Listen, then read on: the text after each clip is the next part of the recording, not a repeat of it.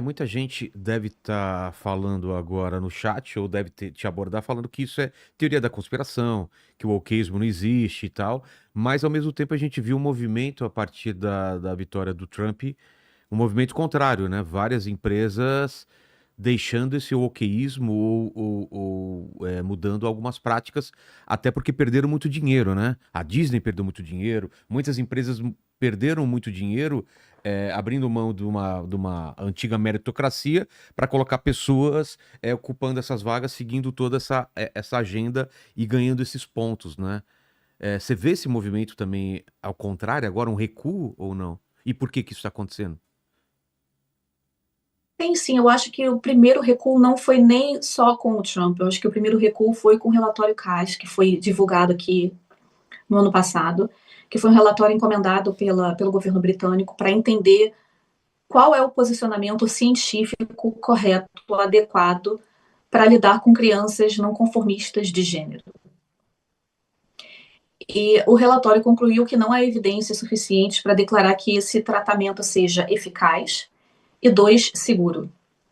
Não se conhece muitos efeitos colaterais a longo prazo, a curto prazo já sabemos de muitos efeitos, desde de perda de densidade óssea até mesmo osteoporose precoce, mais problemas renais, problemas no cérebro, problemas sérios cardíacos. Então, tem muitas questões de saúde que nós já conhecemos, mas há muitas outras que não sabemos ainda, porque não deu tempo da gente ver essa primeira e segunda geração que recebeu essas drogas, porque dar essas drogas para as crianças é muito recente, é da metade dos anos 90 para cá. Antes disso, o público trans não constituía criança, não existia essa história de criança trans. A criança trans foi uma criação, digamos, social para explicar o adulto trans. Porque até então, a população clínica clássica de pessoa trans era um homem com histórico de travestismo. Esse era o perfil, essa era a população clássica do homem que queria se identificar como uma mulher. Nem as meninas, não existiam mulheres nesse público e definitivamente a gente não via crianças. O que aconteceu foi que, infelizmente, essas crianças foram, muitas delas, cooptadas durante a pandemia, né, quando houve uma celebração muito grande dessas novas identidades, que foram percebidas como novas formas de personalidade, ser ambíguo, ser especial. Então, você que não se sente muito especial, que se sente um pouco deslocado, né, e de repente você adota uma identidade mágica diferente, muda os seus pronomes, né? Isso como você começa a atrair atenção para si, a sua conta começa a crescer, né? E aquilo mexe com a sua autoestima, né? Então eu acho que assim o transgenerismo ele acabou trabalhando muito em cima da baixa autoestima de uma juventude que se sente um pouco perdida, sabe? Que precisa desse pertencimento comunitário, né? Que é tão especial, especialmente nessa fase da vida. Mas não foi só isso, né? A gente tem também uma sobreposição muito grande de, por exemplo, crianças com questões, problemas de identidade, de insegurança, insegurança com o seu próprio corpo, com a sua própria imagem, sempre existiram e sempre existirão. O que aconteceu foi que o transgenerismo cooptou essas crianças e passou a dizer que elas nasceram no corpo errado. Né? Quando essas explicações podem ser, simplesmente é a puberdade vindo, né? E ela está aprendendo a gostar de si própria, do seu corpo.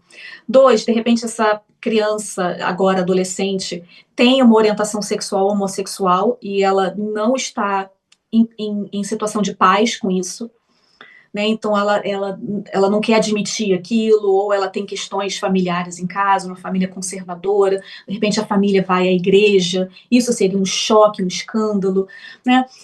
Há também os casos de comorbidade médica, tantas meninas autistas, tantas meninas com transtorno borderline, tantas meninas com transtornos alimentares. Que pensa comigo, uma menina que tem transtorno alimentar, ela odeia o seu próprio corpo. Ela odeia, ela olha aquele corpo no espelho e ela acha que aquele corpo é disfuncional. É um corpo gordo, é um corpo fora de forma, é um corpo não apresentável.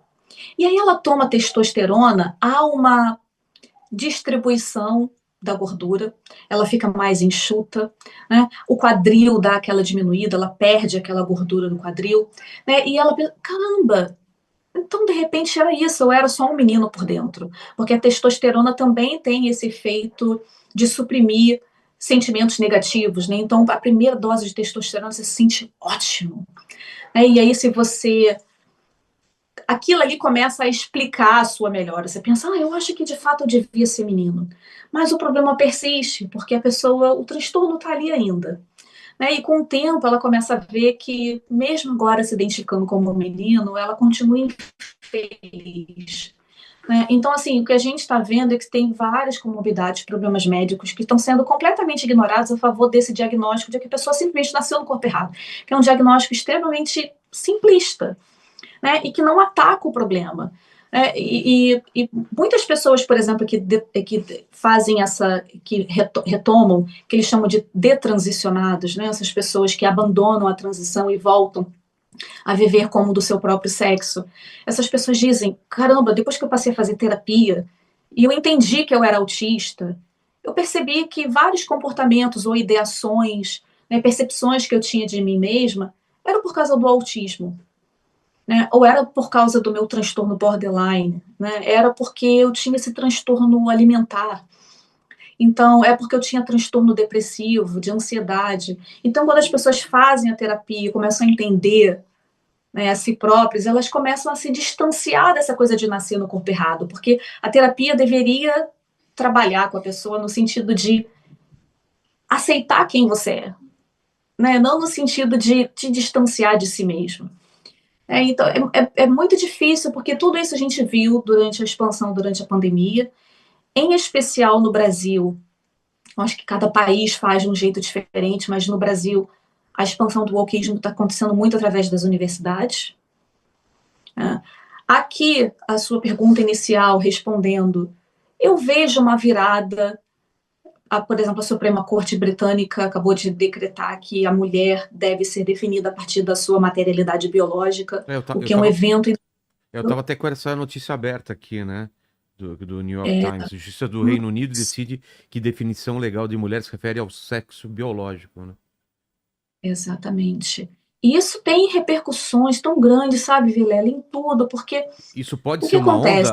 onda, pode gerar uma onda em outros países ou não?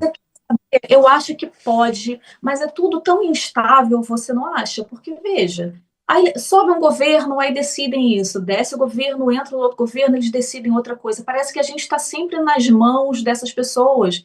Por exemplo, agora o Lula. O Lula, ele tem, por exemplo, uma ministra das mulheres que ela não defende as mulheres. Para ela, a definição de mulher passa por gênero. E ela deixa muito claro isso, o que inclui homens. Então, como você pode. As pessoas dizem, é possível você fazer os dois, é só você expandir a definição. Mas pensa comigo, se a definição de mulher é a fêmea adulta humana, e depois eu, na tentativa de expandir o conceito, eu digo, e também qualquer pessoa que se identifique como mulher. Bem, que qualquer pessoa seria essa que se identifica como mulher? Só poderia ser um homem, porque só existem homens e mulheres. Então, nós estamos falando de homens que se identificam como mulheres. Ao permitir que homens que se identificam como mulheres sejam mulheres, a gente acaba de anular a definição número um. É. Porque a definição não faz sentido mais. É um problema filosófico até, que as pessoas não veem a dificuldade, o nó da lógica nisso. Então, por exemplo, a ministra das Mulheres, ela entende que homens, pessoas que nasceram do sexo masculino, podem se identificar como mulher. Então, isso tudo a gente está debaixo do guarda-chuva do governo Lula. O Lula saindo, o que isso significa para a gente? Não sei, porque estamos muito à mercê, dos políticos, e o que a gente vê é o hackeamento das instituições. Você conversa com qualquer advogado e ele vai te dizer que o Ministério Público, por exemplo, está muito difícil no Brasil, o Ministério Público. As defensorias públicas está muito difícil, muito corrompidas com o wokeísmo, com ideais woke.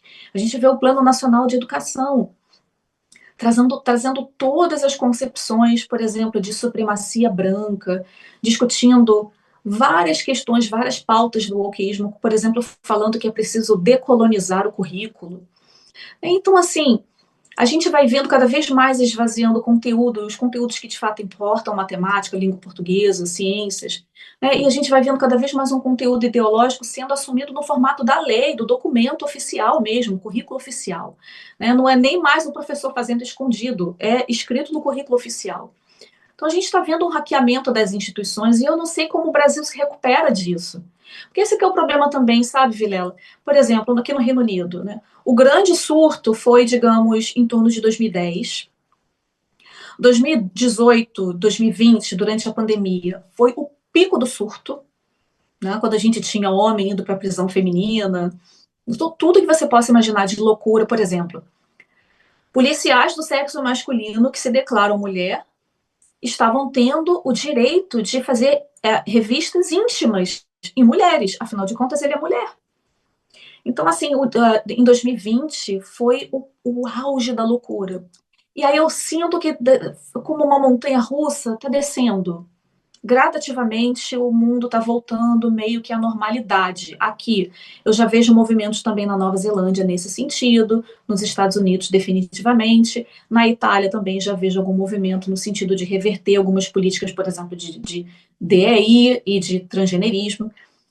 Mas o que isso nos diz do futuro? Eu não sei, está tudo muito incerto. E a questão é que eu vejo que as democracias, por exemplo, dos países desenvolvidos, aqui no Reino Unido, que a gente tem, por exemplo, nos Estados Unidos, a gente vê as sociedades, as instituições são mais maduras. Então, quando esses problemas graves acontecem, que chegam no ponto da curva que quase fragmenta a sociedade, eles têm a capacidade de se reorganizar e se recuperar. O Brasil, por sua vez, copia essas modinhas e não se recupera mais, porque as nossas instituições são extremamente imaturas. Né? A gente não tem padronização de procedimento, né? As nossas instituições são um caos danado. A gente vê a universidade pública como está hoje, né? Que é pura ideologia, né? Só querem saber de Che Guevara, Karl Marx. Então, assim, eu não sei como o Brasil se recupera. Né? O mundo, eu sinto que em alguns lugares a gente está vendo sinais de ar fresco. Mas e o Brasil? Eu não sei como o Brasil se recupera disso. Se é possível que o Brasil saia disso. Eu não sei o que significaria um novo governo, por exemplo. Eu acho que só o tempo vai dizer mesmo. A gente continua fazendo a nossa parte, sabe? De tentando trazer o conhecimento. Eu não gosto nem de dizer educando as pessoas, porque isso parece uma certa arrogância de quem sabe e transfere. Mas eu sigo trazendo aquilo que eu acho que é relevante e permitindo que as pessoas façam as suas conclusões. Olha, essas são as minhas ideias, é baseado nisso, é baseado nesse estudo, é baseado nessa discussão, e você conclua o que você pensa. É isso que eu tenho feito online, né? Que eu tenho tentado fazer, pelo menos. E eu acho que, na medida que a gente entende melhor o problema, a gente também tem mais capacidade para combater o problema. Né? Agora, isso é o que cabe a nós. Né? E escolher, de repente, um bom candidato nas próximas eleições, não sei como é que vai ser, mas é o que cabe a nós. Agora, o futuro,